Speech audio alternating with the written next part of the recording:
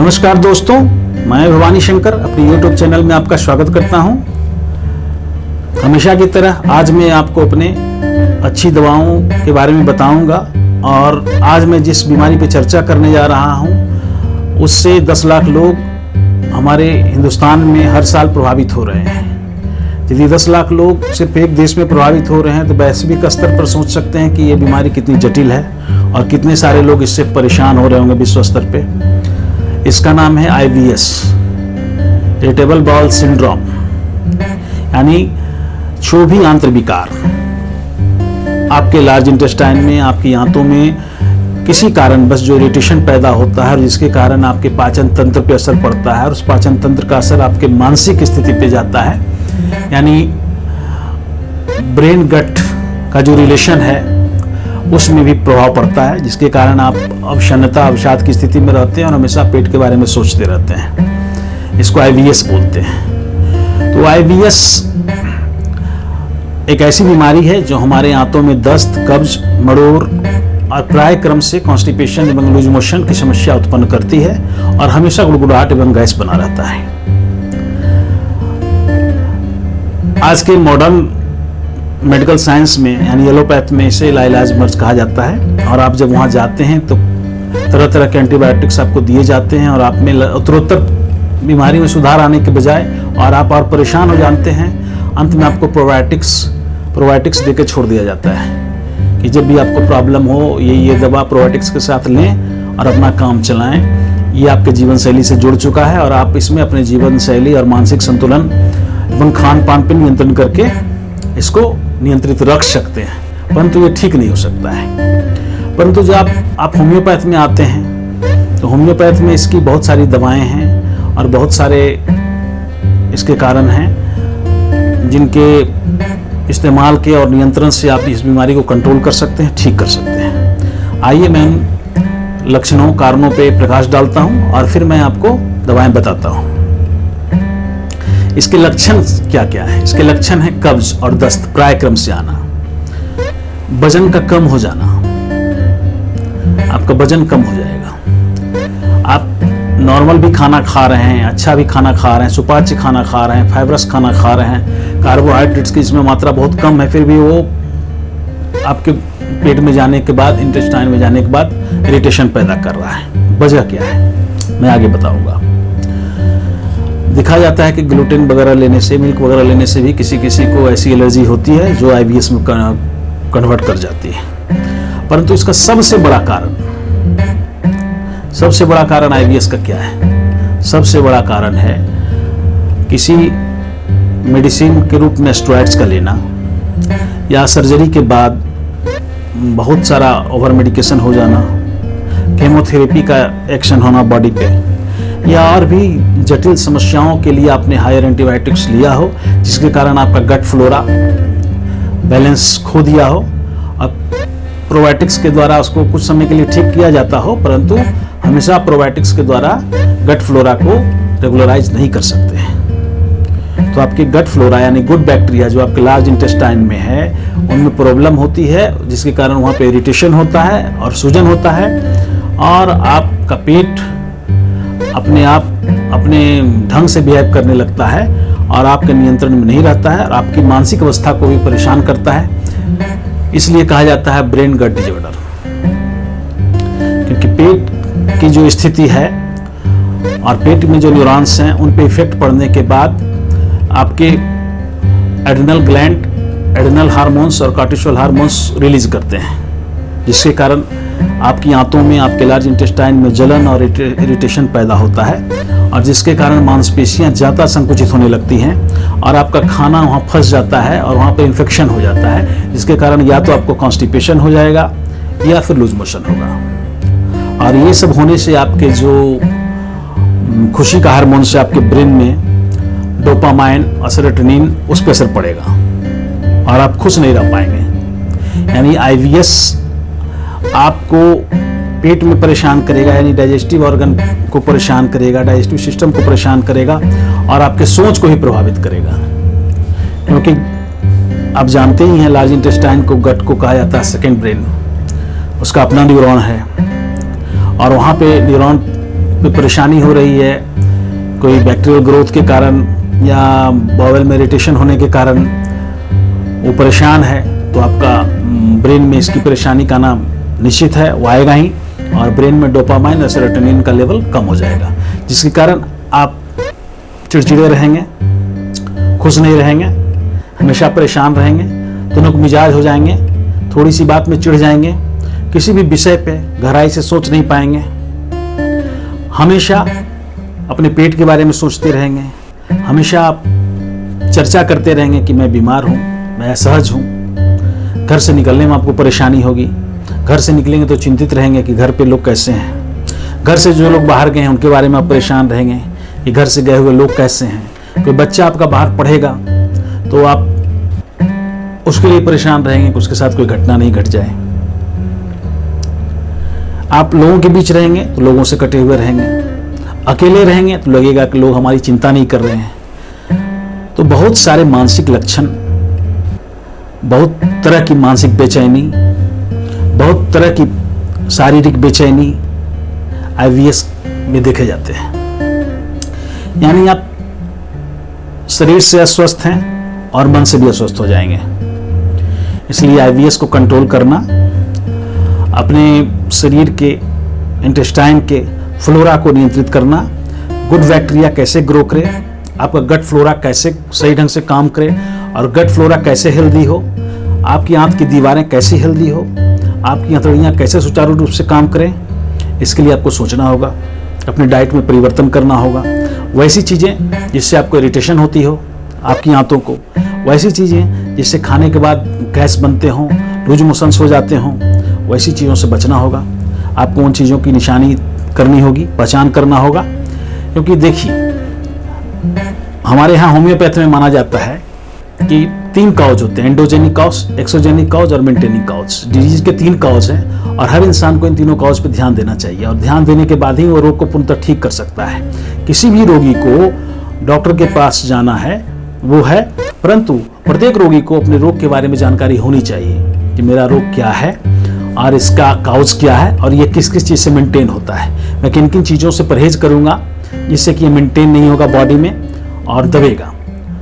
इसके साथ आप दवा का हेल्प लीजिए, परंतु अपने डिजीज को जानिए, समझिए कि ये कहाँ से बढ़ता है, कैसे बढ़ता है, कब बढ़ता है, किस सीजन में बढ़ता है, क्या खाने से बढ़ता है, कौन सा खाद्य पदार्थ इरिटेशन पैदा करता है। इन सारी चीज़ों पे आप ध्यान देंगे तो आपको कुछ ही दिनों में अपने आईवीएस सिस्टम की जानकारी हो जाएगी कि ये आईवीएस मेरे शरीर में जो है किन किन चीज़ों से बढ़ता है और मैं किन किन चीज़ों का सेवन करता हूँ या करती हूँ तो ये कमता है। आईवीएस के बारे में कहा जाता है कि स्त्रियों में, महिलाओं में आईवीएस पुरुषों के तुलना में ज़्यादा होता है। इसका सबसे बड़ा रीजन है हार्मोनल चेंज। एक खास एज में जब आप मेनोपॉज के एज में पहुंचते हैं और आपके बॉडी में हार्मोनल चेंज होता है, बहुत सारे हार्मोन्स बनने बंद हो जाते हैं, उस समय आपको इरिटेबल बाउल सिंड्रोम का प्रॉब्लम हो सकता है। यदि पहले से आपका पेट कमजोर है, यदि पाचन शक्ति आपकी पहले से कमजोर है, प्रोबायोटिक्स का सहारा लेते रहे हैं, आप एंटीबायोटिक्स का सहारा लेते रहे हैं, आप कुछ न कुछ दवाओं को लेकर अपना डाइजेशन ठीक रखते हैं, आप लैक्सेटिव लेते हैं, तो आप मानिए कि आपको खतरा आईवीएस का ज़्यादा है आफ्टर मेनोपॉज। इन सब कारणों पे मैंने बहुत सारी जानकारी आपको दी। अब मैं आईवीएस के लिए होम्योपैथ में कौन कौन सी दवाएं हैं और उनमें 4 दवाओं का मैं जिक्र करूंगा जो बहुत ही ज़्यादा कारगर हैं। इन 4 दवाओं के बाद मैं 3 खंड में अपनी दवाएं बताऊंगा। एक खंड होगा वैसे पेशेंट के लिए जिनको कॉन्स्टिपेशन ज़्यादा रहता हो, दूसरा खंड होगा वैसे पेशेंट के लिए जिनको लूज मोशंस ज़्यादा होते हो, तीसरा खंड है जिनको एसिडिटी, हाइपर एसिडिटी, गैस या इस तरह का गुड़गुड़ाहट का सिम्टम पेट में ज़्यादा रहता हो। तो मैं अभी उन 4 मेडिसिन जो बहुत ही ज़्यादा कारगर हैं आईवीएस के लिए, इनमें लक्षणानुसार मैं अर्जेंटम नाइट्रिकम का जिक्र कर रहा हूँ। अर्जेंटम नाइट्रिकम का पेशेंट मिठाई के प्रति बहुत ही ज़्यादा आग्रही होगा, यानी मीठा पसंद करेगा, यानी आप उसको कह सकते हैं स्वीट टूथ। यानी अर्जेंटम नाइट्रिकम का पेशेंट मिठाई के लिए मार करेगा, आप इसको नुका भी देंगे, छुपा भी देंगे। अगर वो शुगर का भी पेशेंट है और IBS का भी पेशेंट है, तब भी वो मिठाई के लिए मार करेगा, कहीं से ना कहीं से उपलब्ध कर लेगा। और खाने के बाद उसको स्वीट्स का हाजत होगा, स्वीट्स की जरूरत होगी। ऐसे पेशेंट को स्वीट टूथ कहा जाता है। और ऐसे पेशेंट बहुत ही संवेदनशील होते हैं और सशंकित होते हैं, शंकालु होते हैं। कोई भी घर से गया उसके लिए परेशान होगा। और ऐसे पेशेंट दूसरे को फेस करने में बहुत घबराते हैं। अर्जेंटम नाइट्रिकम के पेशेंट किसी भी आदमी से, नए आदमी से बात करने में बहुत घबराते हैं। उस समय उनकी स्थिति अच्छी नहीं होती है और बात करते ही समय उनके पेट में गुड़गुड़ाहट शुरू हो जाती है। तो अर्जेंटम नाइट्रिकम के पेशेंट में दो चीज़ मिलेगा आपको, पेट में गुड़गुड़ाहट और मिठाई की पसंद। मीठा अत्यधिक पसंद करना अर्जेंटम नाइट्रिकम का सबसे रेडलैंड सिम्टम है। अर्जेंटम नाइट्रिकम के पेशेंट में स्टूल का नेचर कैसा होगा? इनके स्टूल के नेचर में प्राय क्रम से दस्त और गैस, लूज मोशंस होंगे अर्जेंटम नाइट्रिकम के पेशेंट को, और दस्त होंगे। तो ये दवा है अर्जेंटम नाइट्रिकम 200। कैसे लेंगे? IBS के पेशेंट जिनको ये सारी लक्षण हैं, जिनमें ये सारे लक्षण पाए जाते हैं, तो ये लेंगे 4 ड्रॉप्स 1 सिटिंग, 4 बूंद की मात्रा एक बार, किसी भी समय ले सकते हैं थोड़े से पानी में। ये अर्जेंटम नाइट्रिकम के लक्षण हुए। अब मैं चर्चा करूंगा सल्फर। सल्फर भी बहुत ही उत्कृष्ट दवा है पेट के लिए।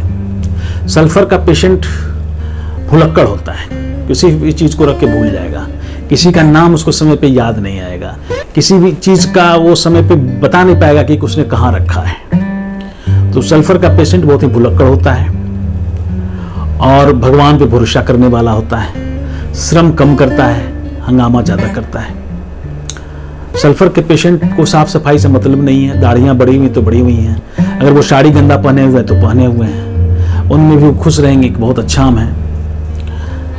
अच्छा, हमेशा अशांत ग्रस्त रोगी रहता है सल्फर का, अशांत रहेगा और गंदा रहेगा, सफाई से मतलब नहीं, हमेशा दोषारोपण करना दूसरे पे, ये सल्फर का लक्षण है। सल्फर में देखा जाता है कि गैस और कब्ज प्राय क्रम से पाया जाता है। स्टूल हार्ड होंगे सल्फर के पेशेंट को और गैस हमेशा बना रहेगा। अब मैं तीसरी दवा बता रहा हूं, नक्सभूमि का दोष हो। सल्फर का डोज भी मैंने बता दिया। सल्फर रोज नहीं ले सकते हैं, सप्ताह में 2 दिन लेना, 4 ड्रॉप्स। वीक में 2 दिन लीजिए, सोमवार शुक्रवार, थोड़े से पानी में 4 ड्रॉप्स। सल्फर रोज लेने की दवा नहीं है। हाँ, सल्फर को खाली पेट लेना चाहिए। सल्फर का अच्छा इफेक्ट आपको खाली पेट मिलेगा, एम्प्टी स्टोमक। तीसरी दवा है नक्सभूमि का, इसको हमेशा रात में लेना है, 4 ड्रॉप्स नक्स को। नक्स के पेशेंट में क्या सिम्टम मिलेगा आपको? शोरगुल पसंद नहीं, एकांतवासी, हमेशा एकांत में रहना पसंद करेगा, शोरगुल पसंद नहीं करेगा, काम में लगेगा तब पूरा काम करेगा, परंतु कोई भी प्रॉब्लम आए, कोई भी संकट आए, उसके लिए दूसरे को दोषी ठहरा देगा। नक्स का पेशेंट वैसा ही होता है। नक्स का पेशेंट होता है कि वो काम करने में हार्ड वर्कर होगा, खूब काम करेगा, काम करते करते थक जाएगा, उसकी मानसिक स्थिति अच्छी नहीं रहेगी, काम का लोड ले नहीं पाएगा, लेकिन काम करेगा, जो उसको रूटीन में काम दिया गया उसको करेगा। हमेशा कुछ भी होगा उसका दोषारोपण दूसरे पे करेगा और शोरगुल पसंद नहीं करेगा, एकांत में रहेगा। रात में इसकी नींद अच्छी नहीं होगी। नक्सभूमि की पेशेंट की नींद अच्छी नहीं होती है, रात में बेचैनी रहेगी, करवट बदलना बिस्तर पे, आंखों में फड़कन, दायां बायां आंख हाथ कहीं ना कहीं फड़कता रहेगा और प्राय क्रम से कब्ज रहता है। कॉन्स्टिपेशन और अनिद्रा, नींद की कमी, इंसोम्निया और कॉन्स्टिपेशन, कब्ज और नींद की कमी, ये नक्स का रेड लाइन सिम्टम है। वैसे IBS पेशेंट को नक्स देना चाहिए। अब एक है दवा, चौथा सीपिया। मैंने पहले भी जिक्र किया है कि IBS महिलाओं में ज्यादा पाया जाता है, और एक बात मैं विशेष बता दूं, गोरी महिलाओं में ज्यादा पाया जाता है IBS। बनिस्पत उनकी तुलना में, शामली महिलाओं की तुलना में गोरी महिलाओं में IBS ज्यादा देखने को मिलता है। और उसमें शिपिया पेशेंट जो महिलाएं हैं, उनको रेड लाइन सिम्टम एक ये है कि उनको white discharge, watery discharge, leucorrhoea रहता है और अत्यंत दुखी रहेंगी, कोमल स्वभाव की रहेंगी, इमोशनल फुल रहेंगी, इमोशंस में तुरंत आंख से आंसू झरने लगेंगे, हमेशा आग्रही रहेंगी कि हमको लोग प्यार नहीं करते, फैमिली के लोग हस्बैंड प्यार नहीं करते हैं, बेटा प्यार नहीं करता, भाई प्यार नहीं करता है, हमेशा प्रेम की आग्रही रहेंगी। यानी कि उनका ये आग्रह रहेगा कि हमारे साथ फला फला लोग अच्छा बिहेव नहीं कर रहे हैं। इंट्रोवर्ट रहेंगी, हमेशा बात को अपने पास रख लेंगी, बोल नहीं पाएंगे, कह नहीं पाएंगे, उड़ते रहेंगे अंदर अंदर, दुखी रहेंगे। और उनमें कमर के पास दर्द, टेल बोन यानी स्पाइन के निचले हिस्से में, टेल बोन में कह लें या कमर में कह लें, वहां पर कमजोरी या हड्डियों में दर्द पाया जाता है, कि सीपिया का रेड लाइन सिम्टम है। और खाने के बाद उल्टी, खाना खाने के बाद गैस और उल्टी का शिकायत करेंगे सल्फर पेशेंट, और कॉन्स्टिपेशन इनको रहेगा, इनमें कॉन्स्टिपेशन पाया जाता है। कि सीपिया का मैं बात कर रहा हूँ, सीपिया में ऐसा देखने को मिलता है, कॉन्स्टिपेशन रहेगा पर्याय क्रम से, और खाने के बाद उल्टी, ये सीपिया का सिम्टम है। मैंने सल्फर 2 बार यूज कर दिया मिस्टेक से, सॉरी। तो ये सीपिया का लक्षण है। यानी सीपिया की महिला कैसी होंगी? गोरी होंगी, आग्रही होंगी, इमोशनल होंगी, और पर्याय क्रम से उनको कॉन्स्टिपेशन और वोमिटिंग की टेंडेंसी रहेगी। तब आप सीपिया का इस्तेमाल करेंगे। ये 4 दवाएं हो गई। अब मैं स्ट्रेस की दवा बता रहा हूं। IBS का मतलब ही है irritable bowel syndrome. Irritable bowel syndrome IBS का रिलेशन गट से लेकर ब्रेन तक होता है, और आपके गट में जो प्रॉब्लम आ रहा है, जिसके कारण वहाँ इरिटेशन हो रहा है और न्यूरॉन्स चैनल डिस्टर्ब हो रहे हैं, उसके कारण ब्रेन में डोपामाइन और सेरोटोनिन का लेवल गिर जाता है, जिसके कारण आपको स्ट्रेस होना ही होना है, तनाव होना ही होना है, आपकी नींद खराब होनी ही होनी है। तो आप वैसे केस में क्या करेंगे? वैसे केस में आप 2 दवाओं का सेवन कीजिए। अगर बहुत ज़्यादा स्ट्रेस हो तो अल्फा TS लीजिए, 15 बूंद की मात्रा 2 बार थोड़े से पानी में। और नींद की भी कमी साथ साथ हो स्ट्रेस के साथ, तो पैसिफ्लोरा क्यू को भी जोड़िए। इसको भी 20 बूंद की मात्रा सुबह शाम 1 कप पानी में लीजिए। इससे आपका स्ट्रेस और नींद, तनाव और नींद को पूरा कीजिए इन दोनों दवाओं से। तब आपके पेट को भी शांति मिलेगी, आपका सेरोटोनिन लेवल और डोपामाइन लेवल ठीक होगा, और एड्रिनल और कॉर्टिसोल हार्मोन्स कम डिस्चार्ज होंगे, जिससे पेट शांत रहेगा। अब मैं चर्चा करूंगा, अधिकतर केस IBS में लूज मोशंस के होते हैं, यानी उनमें डायरिया और डिसेंट्री की प्राथमिकता होती है। तो डायरिया डिसेंट्री की प्राथमिकता जिन पेशेंट को है, उनके लिए रामबाण दवा है चपारो। चपारो क्यों? किसी भी अच्छी कंपनी का चपारो क्यों लीजिए, और 15-15 बूंद की मात्रा 3 बार 1-1 कप पानी में लीजिए। पानी 1 से आप 2 कप कर सकते हैं, कम नहीं करेंगे। चपारो क्यू को ज्यादा पानी में लेना चाहिए। तो चपारो क्यू को लेना है 15 बूंद 3 बार 1 कप पानी में। एक का नेशनल कंपनी का है मुथाविन, बहुत अच्छा IBS में काम करता है मुथाविन, और बहुत ही सस्ती दवा है। तो मुथाविन को लेंगे, नेशनल कंपनी का मुथाविन ड्रॉप है, इसको आप लेंगे 12 बूंद 3 बार 1 कप पानी में। एक दवा है एलोज 200। एलोज 200 को कैसे लेंगे? एलोज 200 को लेंगे 3 to 4 drops twice a day with water. बहुत ज्यादा लूज मोशन है, डिसेंट्री है, तो उसको उस समय संभालने के लिए आप R4 रिक्वेक का भी सपोर्ट ले सकते हैं। R4 कैसे लेना है? रिक्वेक जर्मनी का 15 बूंद 3 बार की मात्रा में थोड़े से कप पानी में, half cup of water, 15 drop twice a day, 3 बूंद लेना है। ये 4 दवाएं, चपारो, मुथाविन, एलोज 200 और R4 वैसे पेशेंट के लिए है जो IBS पीड़ित हैं और लूज मोशंस उनको बराबर होते रहते हैं, और लूज मोशंस के कारण उनके वेट कम होते जा रहे हैं, चिड़चिड़े और बेचैन रहते हैं। वैसे पेशेंट को ये दवाएं लेनी चाहिए, और उनको लेना चाहिए पहली 4 दवाओं में से कोई एक दवा जो उनके सिम्टम्स के हिसाब से आ रहे हैं। या तो आर्जेंटम नाइट्रिकम का सिम्टम उनको रहेगा, या फिर उनको सल्फर का सिम्टम रहेगा। तो जैसा हो, अर्जेंटम नाइट्रिकम ज्यादा सूट करेगा उनको, तो वो चूज करेंगे अपने सिम्टम्स के हिसाब से, और इन 4 दवाओं में से 4 को लेंगे। और स्ट्रेस के लिए मैंने 2 दवाएं बताई हूं, सब के लिए। अब मैं बता रहा हूं कि गैस, जिनको गैस बहुत ज्यादा बनता है, लूज मोशंस और कॉन्स्टिपेशन कभी कभी होते हैं, परंतु गैस से एकदम अफरा तफरी से बेचैन रहते हैं। गैस कभी अपर एब्डोमेन में, कभी लोअर एब्डोमेन में, कहीं पेट में गुड़गुड़ाहट, कहीं परेशानी, कहीं डकार, मसल्स को पुश करने पे, दबाने पे भी वो डकार ले रही हो, गैस निकाल रहे हो, पुरुष महिला दोनों के लिए है।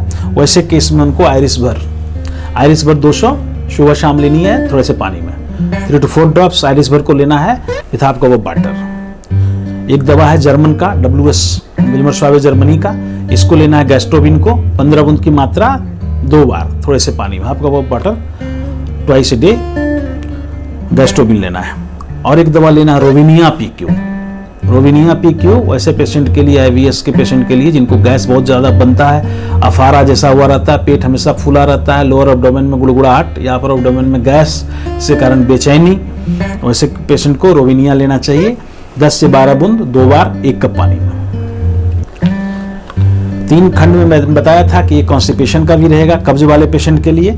कब्ज वाले पेशेंट के लिए Hydrastis can Q, Hydrastis can Q लेनी है 10 से 12 बूंद की मात्रा 2 बार 1 कप पानी में। और दूसरी दवा लेनी है सिंकोना यानी चाइना 30। चाइना 30 को कैसे लेना है, 2 से 3 बूंद की मात्रा थोड़े से पानी में सुबह शाम। मैंने जैसा कि पहले बताया है, IBS में एक और चीज है जो आप देखते हैं कि किसी चीज के सेपरेशन से IBS हुआ है तो उसमें मुख्य रूप से सेपरेशन होता है डायरिया डिसेंट्री में बैक्टीरिया का और वायरस का। कभी कभी देखा जाता है कि IBS ठीक ही नहीं हो रहा है, वजह क्या है? वजह यह है कि उनको कभी डायरिया डिसेंट्री हुआ है जिसमें एडेनोवायरस या रोटावायरस सेपरेट फॉर्म में चला गया है और वो आंतों में चिपक गया है। ऐसा कब होता है? जब आपको डायरिया डिसेंट्री हो, आप एंटीबायोटिक्स का पूरा कोर्स नहीं करते हैं और आधा अधूरा कोर्स कर लेते हैं, खुद से लेके कोई एंटीबायोटिक्स खा लिए, जैसे नॉर्फ्लॉक्स TZ और मेट्रोजिल वगैरह लोग ले लेते हैं, परंतु वो उसका पूरा कोर्स नहीं करते। इससे उस समय तो उनका दस्त आना रुक जाता है, डायरिया डिसेंट्री कंट्रोल हो जाता है, परंतु वो गट के लिए बहुत ही प्रॉब्लम का क्रिएट करता है।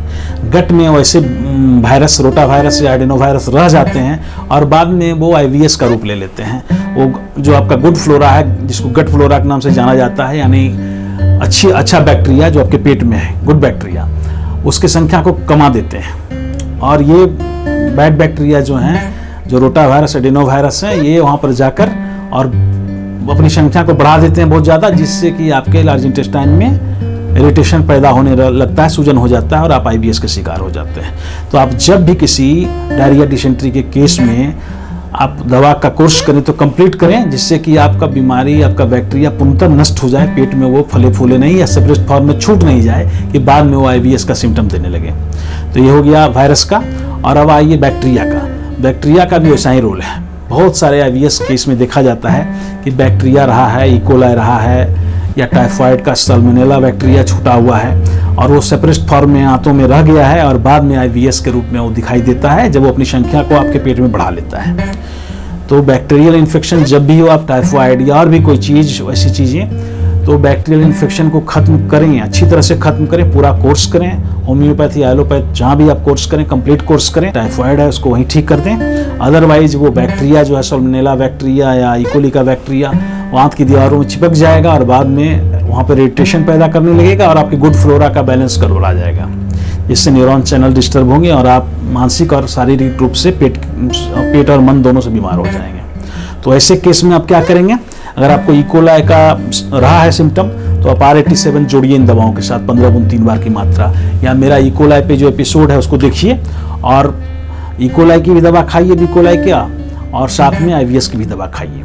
और अगर टाइफाइड रहा हो तो मेरा टाइफाइड का एपिसोड देखिए, उसमें सल्मोनेला बैक्टीरिया को कैसे आप खत्म कर सकते हैं। ऐसा देखा गया, हम लोग प्रैक्टिस में देखते हैं कि अक्सरतः एलोपैथिक ड्रग्स से बैक्टीरिया जाता नहीं है, कुछ दिनों के लिए वो सेपरेट फॉर्म में रहता है, फिर वो 100 से 120 दिनों में फिर से आप कल्चर कराएंगे तो बैक्टीरिया दिखाई देगा आपको। तो ऐसे केस में ये सलाह है कि आप मेरा एपिसोड देखें। अगर E. coli या किसी तरह का और बैक्टीरियल इन्फेक्शन रहा हो तो मेरे एपिसोड्स में सारे इन्फेक्शंस की दवाएं दी हुई हैं और सारे एपिसोड बने हुए हैं, उनमें आप जाइए और उनको देखिए और साथ साथ IBS की दवा लीजिए। ठीक है दोस्तों, आज मैंने IBS पे प्रकाश डाला और IBS की अच्छी दवाएं मैंने बताई हैं।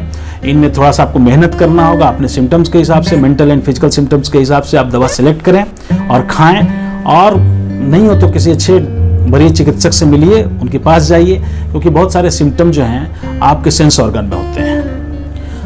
हम जो एपिसोड बनाते हैं ये कॉमन बनाते हैं, परंतु बहुत सारे सिम्टम्स होते हैं जो आपके सेंस ऑर्गन से डॉक्टर पकड़ते हैं, आपकी आंखों से, आपके त्वचा से, आपके जीभ से, आपके नाखून से, वो आपकी बीमारियों को, आपकी मानसिक स्थिति से, आपकी शारीरिक स्थिति से वो लक्षणानुसार आपकी दवाएं चुनते हैं। तो मैं दवा बताया हूँ, इनका आप लाभ उठाएं। और विशेष जानकारी मेरे व्हाट्सएप नंबर से ले सकते हैं, कोई तरह की आपको जानकारी लेनी हो या कोई सलाह लेना हो।